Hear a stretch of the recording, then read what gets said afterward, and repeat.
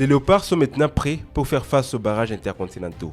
Mais la question qui se pose, est-ce que tous les joueurs sélectionnés ont réellement mérité? Dans la liste publiée hier, nous avons détecté quelques absences de binationaux redoutables dont personne ne s'attendait. Dans cette vidéo, nous allons découvrir les joueurs qui n'ont pas été sélectionnés lors de la publication de la liste officielle des Léopards.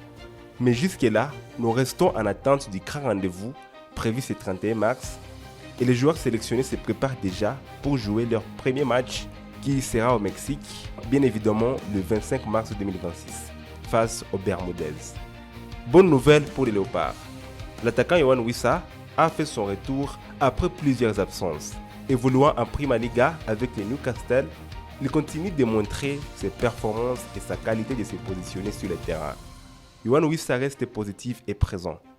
Compétent à faire des passes décisives et des dribbles, il se démarque aussi à faire des finitions percutantes sur le terrain. Malgré qu'il a passé beaucoup de temps en état de blessure, son retour reste optimiste, reste imminente et prévoit un spectacle au barrage intercontinental.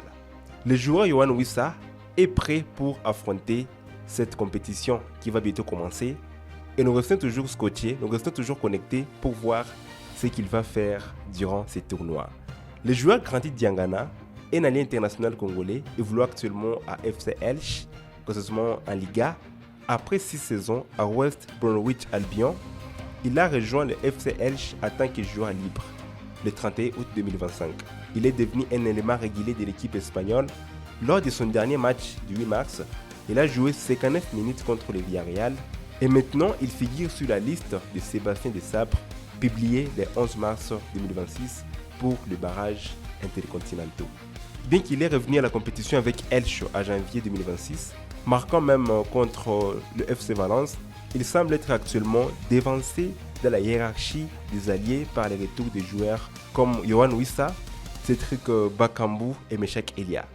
Nous attendons maintenant de voir les performances et les compétences qu'il va afficher lors de ces barrages intercontinentaux qui va bientôt être lancé à partir du 31 mars 2026.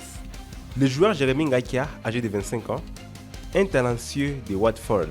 Il a été convoqué en équipe nationale par Sébastien Desabre pour les éliminatoires de la Coupe du Monde 2026. Éligible directement pour renforcer la défense congolaise, son nom est apparu sur la liste officielle publiée hier 11 mars car il n'a jamais joué pour les sélections des jeunes de l'Angleterre. Il a déjà obtenu son passeport congolais, mais des informations contradictoires ont circulé concernant une possible blessure peu après sa convocation au barrage intercontinental. Il sera donc absent parmi les Léopards. Plusieurs démarches ont été faites sur son dossier, mais à la fin, ça déçoit les supporters congolais. Jérémy Ngakia est né à Londres. Ses parents sont tous congolais. Il a été formé à West Ham avant de rejoindre Watford, où il est un joueur régulier, capable de jouer en arrière droit ou dans une défense à 5.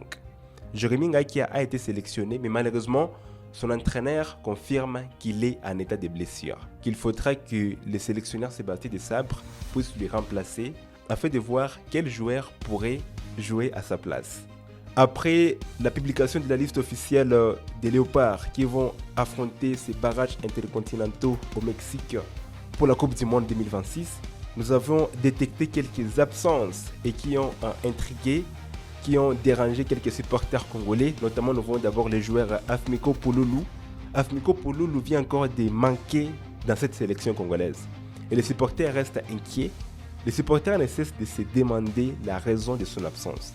D'après nos analyses, son absence peut être due à sa faible visibilité, car en sélection, chaque détail compte. L'attaque congolaise devra alors jouer sans le joueur Afmiko Pouloulou et cela intrigue le sélectionneur Sébastien Desabre. Libre dans ses choix, nous restons connectés avec toutes les nouvelles actualités et nous ne cessons de respecter la décision du sélectionneur Sébastien Desabre. Afmiko Pouloulou n'a pas été sélectionné pour affronter le barrage intercontinentaux afin de se battre pour la qualification de la Coupe du Monde. Et jusque-là, ça reste toujours à vérifier parce qu'on n'a pas encore de nouvelles à propos de lui. Mais ce qui est sûr, il peut être sélectionné prochainement. Nous voyons aussi le joueur Gaël Kakuta. Gaël Kakuta n'est pas aussi en sélection pour ces barrages intercontinentaux. Jouant en deuxième division grecque à FC Larissa, il s'est engagé avec cette équipe en février après avoir résilié son contrat avec son club précédent. Il a marqué 2 buts lors de la CAN 2025, mais ces dernières années, Kakuta a eu plusieurs blessures qui ont réduit son temps de jeu et sa forme physique.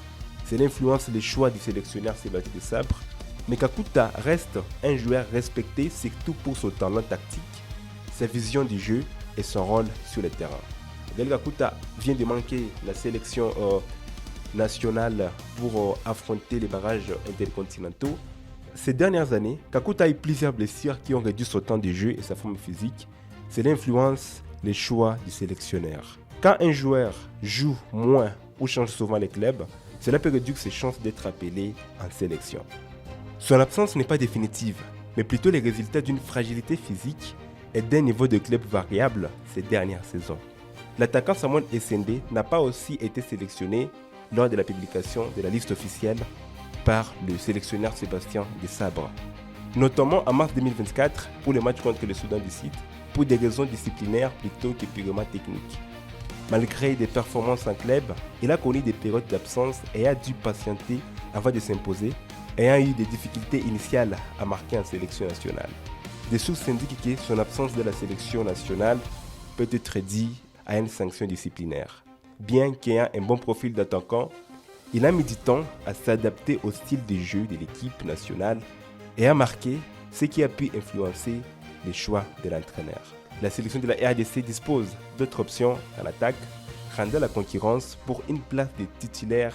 Son passage récent de Augsbourg aux Young Boys de Berne pourrait également avoir eu un impact sur sa disponibilité ou sa préparation. Il est noté que, malgré ces écarts, il n'a pas été sélectionné dans la liste officielle des Léopards qui vont affronter la Coupe du Monde 2026.